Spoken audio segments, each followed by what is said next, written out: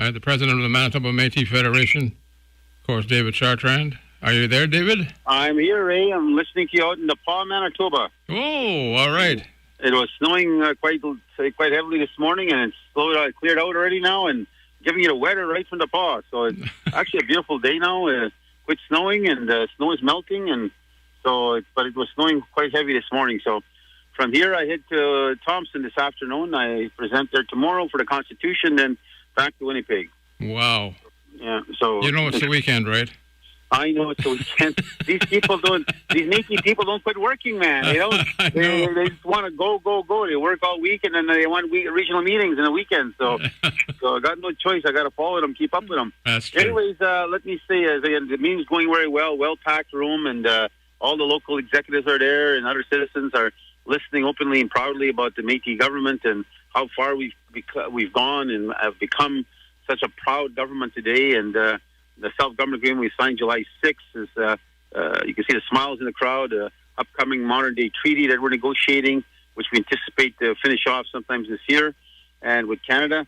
And to clarify for listeners out there, when you say modern-day treaty, the word treaty a lot of times confuses people, saying, well, does that mean you're a First Nation? No, it does not mean that whatsoever. Treaties are established with world organizations. They're established with country to country. The word treaty means that two parties come together agreeing to respecting each other's principles or objectives. So again, we'll sign a modern day treaty. It'll talk about issues that come from there, whether it's taxation and other initiatives of government transitions, of power and authorities, laws and things of that nature. So that's what a modern day treaty does. And so I want to keep on educating our people about that, because that's something they should be very, very proud about. But overall, it's going very well, Ray. And I was talking about Genevieve as the lawyer representing us there. And, I remember her. I said, that's Al Benoit's daughter. She's a lawyer now, works under the tutelage of Murray Trachtenberg, who's been with us for 23 years now. Mm-hmm. And I said to the crowd, a lot of you will probably remember. If you don't remember her, now she's a grown-up, tall woman. I said, a lawyer and practicing law. I said, many of you will probably remember a little kid sitting in the back here with a coloring book. Coloring is her dad was making presentations, meaning Hal, making presentations about our future and our rights. And there she was in the crowd doing coloring books.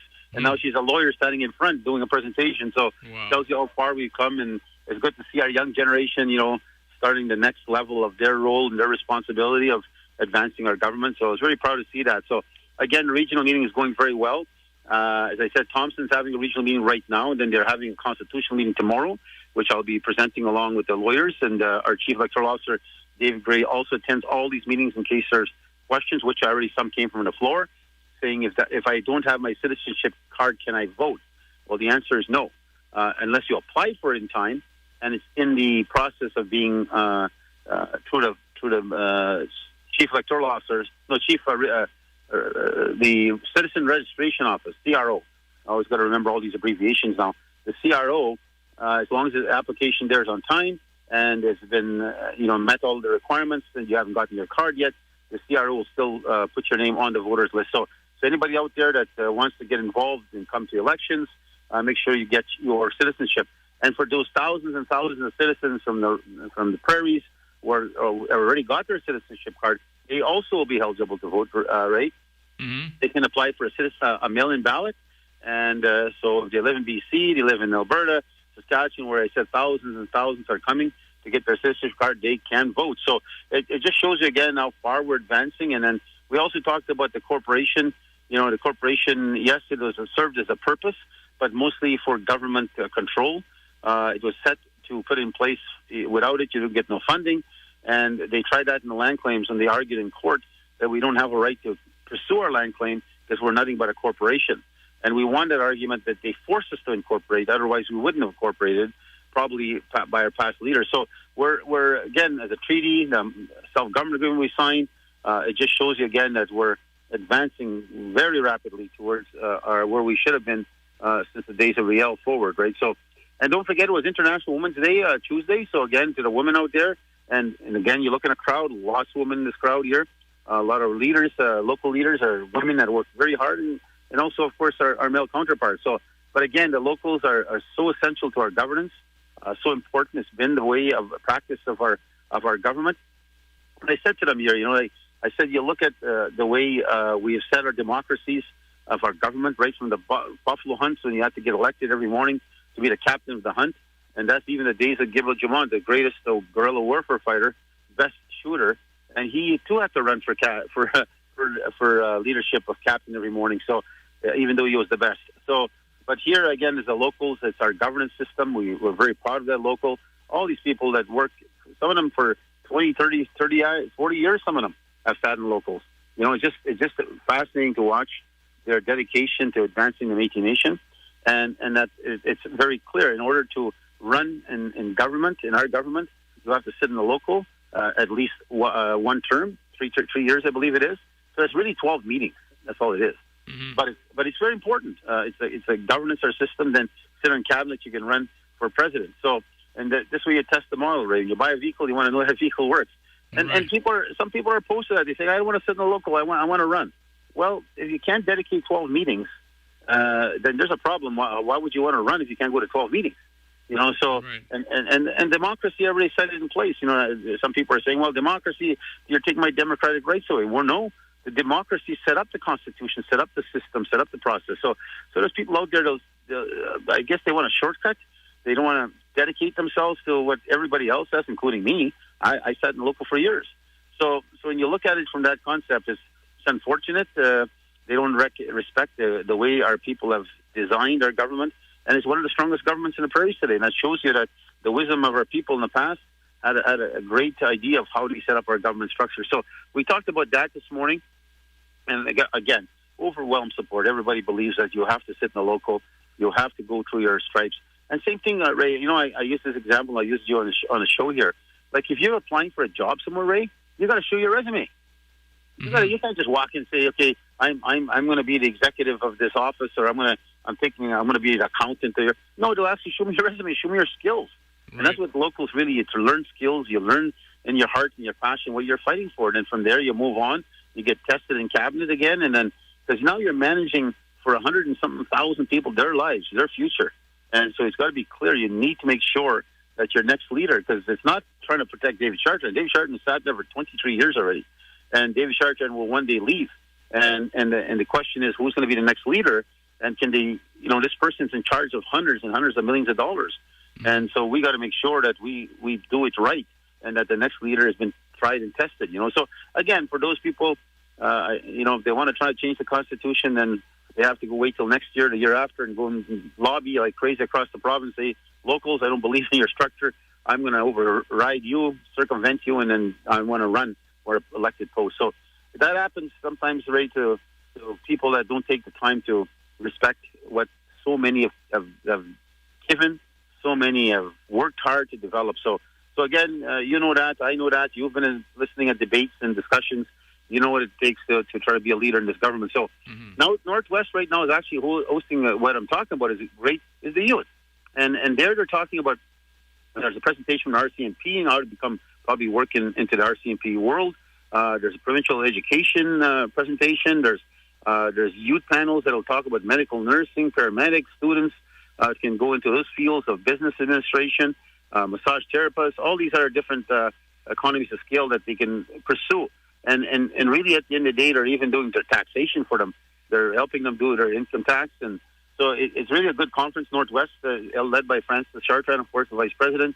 It's well attended. There's many youth that are involved there. And I'm proud to see that our youth are just coming out in great numbers. Speaking of another matter, I was watching in the news on Ukraine. It's sad to see that, in fact, Russia now is actually talking about chemical warfare, trying to blame them so they can use it. And then on top of that, they're already now planning a more circular attack on the city of Kyiv, which is going to be devastating. I was watching Ray the other day, and I was so emotionally affected as I watched this long dugout, and where they're just rolling the bodies in there, civilians. Oh, yeah. And just, you saw that? Yeah. I broke my heart to see how they can't bury them because they're being bombed everywhere. Can't go to graveyards. Churches are being blown up too. So you just seen them; they're just rolling those bodies in this long trench, and with no coffin, nothing, just a blanket and rolling them in. So, and there's so many civilians and children being killed and women. It's scary to see what's happening in their world. And so I'm proud of our government. I'm proud that we put $100,000 in. I'm proud we're putting our flags. We're helping them right now with a local office they're trying to build in Winnipeg. Ukrainians, they rented a building, but they don't have the technology skill set up right now for IT. And so I'm sending Adam down there. Adam, of course, is all pumped up to get there, set up their internet in their office, the Ukrainian office they're setting up for immigrants that are coming in. And Melvin Pingma is there to also help out with all the desks and chairs they need. So we're doing our part again, Ray. Not only do we put 100,000, raise flags. We bought some flags for the north. You'll see them flying in the paw, Ukrainian flag. You'll see one flying in Thompson. Or not, they pinned against the building. I don't think their flagpole is up yet now in Thompson yet. But I know the one in the regional office down Portage Avenue, on DePaul Avenue, near the main street, you'll see that flag in our building. And so again, we're sending a message. We're going to be there to support. And I also remind everybody, this is not only about. Don't think it's a war 1,000 miles away or thousands of miles away. It won't affect us.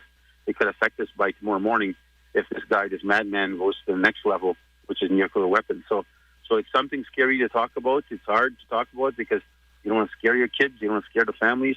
But at the end of the day, it's reality. It could happen. This is not a movie. It's real. It's happening. And this could have massive effects on us. So, and there's such a strong connection with the Ukraine family. There's a lot of intermarriages that happen there. So again, people are very proud of us. We've gotten such good responses from the Ukrainian community, from non-Ukrainians, government officials. Are saying, wow, the province of Manitoba gave $150,000. Wab Kanu was criticizing the province, saying, you gave $150,000 to help Ukraine. The Métis government gave $100,000, and they're a much smaller government than you, with less revenue than you, and you only give $150,000 more than them. So it just shows again that how powerful your Métis government is today, and how much an influence we can make. Also had a good meeting with Al Monaco. He's the president of Enbridge. As you know, we have a very positive relationship with Enbridge, a good working relationship, both economically, environmentally wise, our positioning on the environment.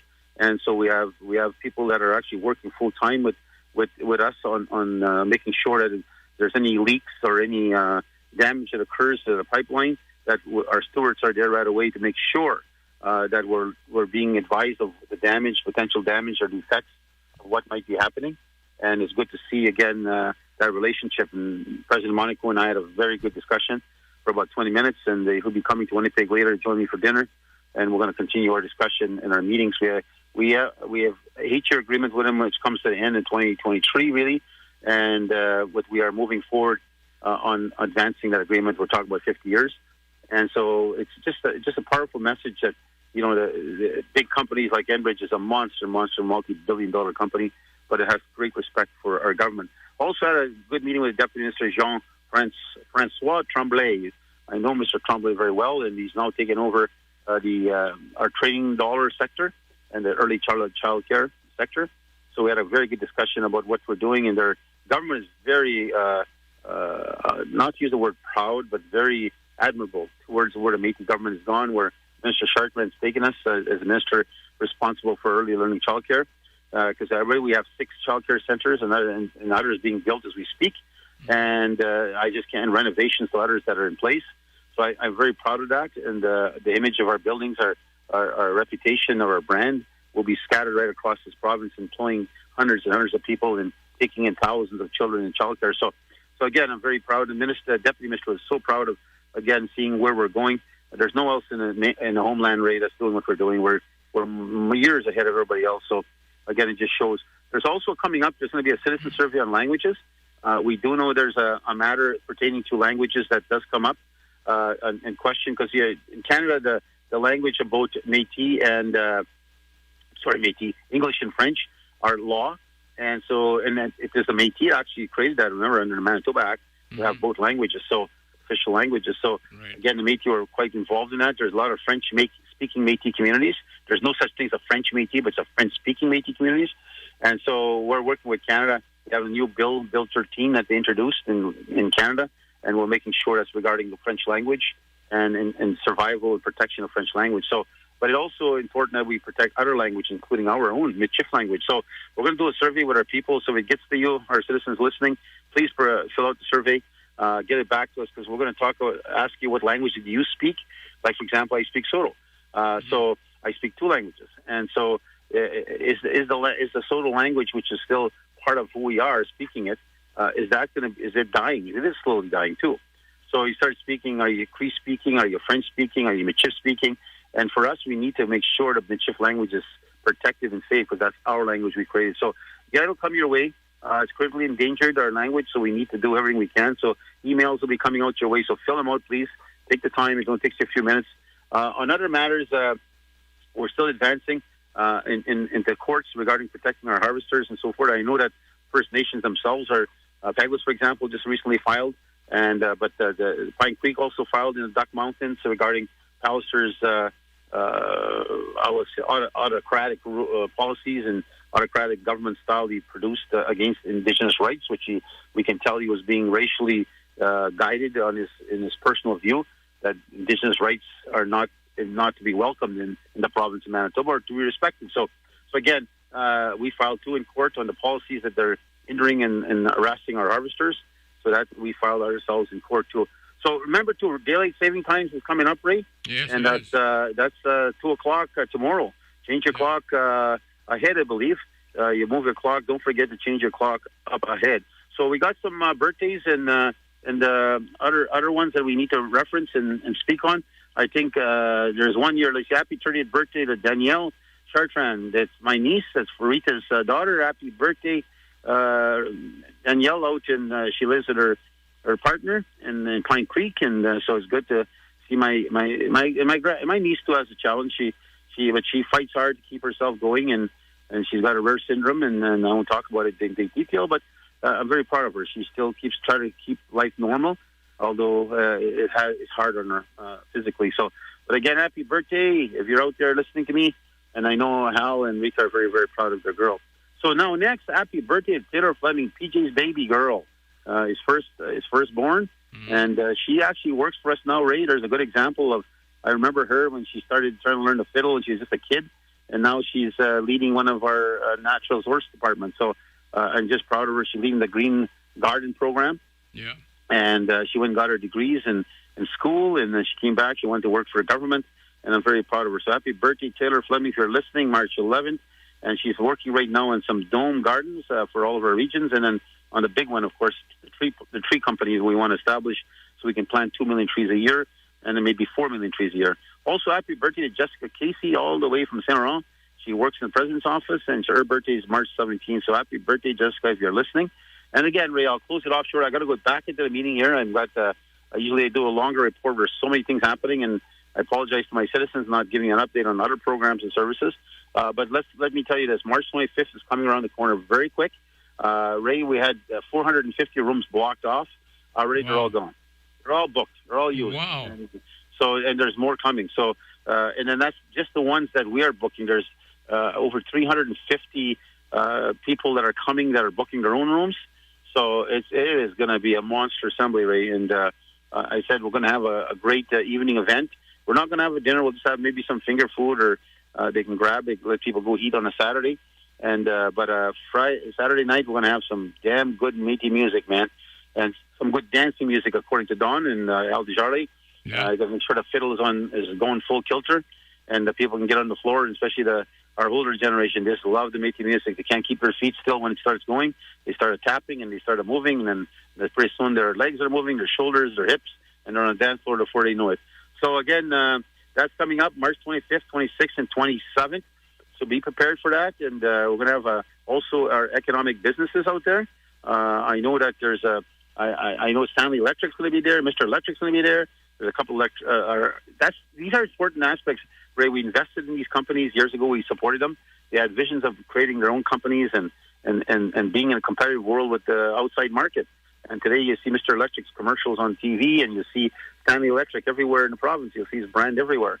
And so it's just good to see these Métis entrepreneurs developing themselves. And then we have construction companies. We have artisans out there. We have traditional micro businesses of all forms out there. And a lot of them will be our educational programs that are out there. You'll see a lot of different private sector businesses that deal with us. So there'll be a lot of showroom businesses there for people to go and visit. And and talk to them and see if there's opportunities for their kids or themselves for job opportunities. And so in the same time, maybe using their product or using their services. So again, we should try to support our Métis business as much as we can. And we have to support our business, of course, but it's good to put a lot of energy to try to make sure our Métis businesses are being used, and they are right now. Proof is in the pudding because these companies are growing, and I'm so proud of them. So again, Ray, I'm looking forward to the assembly. As you can tell by my voice, I'm preparing for it. Glory's been working very hard on the file, and that's what she's been doing now for 20 years at least or more. And it always runs smooth. People don't know the amount of work in the back rooms, right? These people are working 7 days a week right now. They're going into how you call it, override in their energy. There's a whole team of them working on it, and but it's a lot of work to prepare every room, prepare all the timing, just making sure that all the seating is in proper place, all the arrangements, making sure there's a smooth transition to our elders. Our elders get their packages in their room, and make sure there's rides for the elders, make sure their rooms are okay. You know, like disabled people or some disability, you got to make sure the right room's in place. Like on and on and on. And you talk to 2,000-3,000 people coming, that's a lot of people to move at one time. So, again, thank you to all the people working on these files and getting the assembly ready. We know, and the people know, they may not say to you personally, but I know our people are so appreciative. We have such a well-oiled machine, and our assemblies always turn out well. Knock on wood, this one will do the same. And we're not perfect, but I guarantee you our assemblies are the best in the country. Nobody can come close to us. So, again, we'll see you all at the assembly, everybody, and looking forward to it. And if you haven't decided to get yourself down there, try to get out there. And there'll be some virtual, Ray. Some, I think there's 70 or more that are going on virtual online. Wow. They're going to join us because we're setting it up in case. And don't forget, you got to be double vaccinated, and you still will have to require a mask to your table.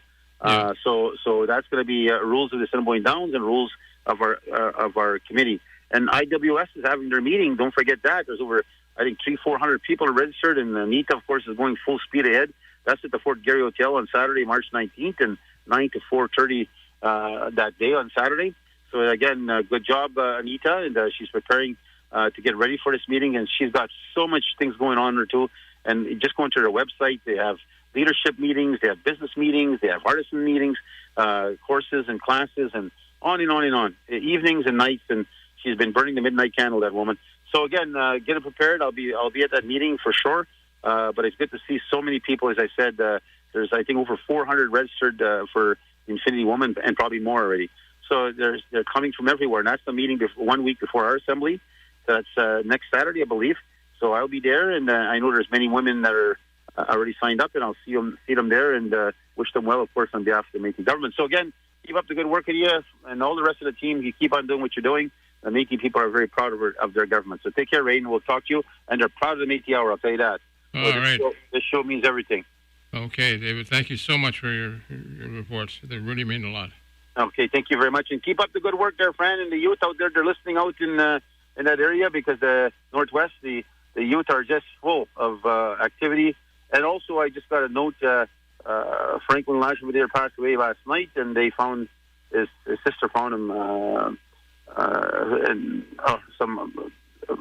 won't say name, Trevor passed away, I guess. That's another one that passed, and there's a few of them that passed away. So my condolences to the family. I'll get better briefed on it. I just got a text from people here that are saying that their loved one passed away. And I got to say hi to Darian Janai. I always say, I listen to you every Saturday. He said, Uncle, how come you never say hi to me? So Darian is out there. I would say hi to Darian. He's a single man. If any woman's looking for a good man, he's out there, and he works and provides. He takes care of his baby so well. And again, keep up listening to our show, Darian. Your uncle loves you. Bye-bye. Okay, bye, David. Bye. David Chartrand, of course, the president of the Manitoba Métis Federation, with his annual report, weekly report, rather, Métis Matters.